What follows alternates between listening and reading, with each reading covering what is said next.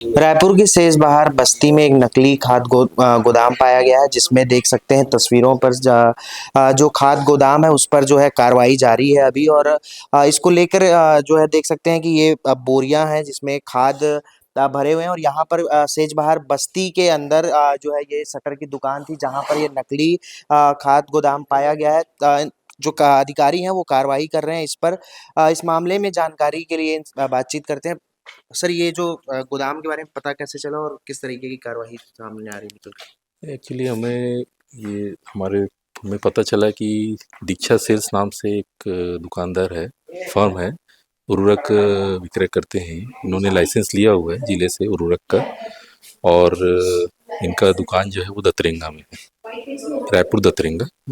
तो हमें पता चला कि ये सेल नहीं कर रहे हैं और इनका दुकान कुछ दिखता नहीं है, लेकिन ये बाहर सेल कर रहे हैं, है ना। तो उसके ध्यान में रखते हुए हम लोग यहाँ आए। हमने देखा उनका दुकान दुकान देखा तो पता चला दुकान में तो कुछ नहीं है।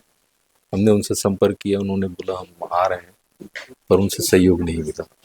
तो फिर हम और वहाँ आसपास से हमने पता किया तो पता चला उनका यहाँ एक गोदाम है। अच्छा।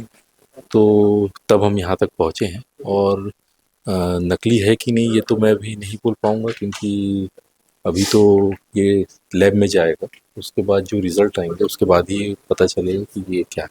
लगभग कितने होंगे यहाँ पर खाद के बोरे?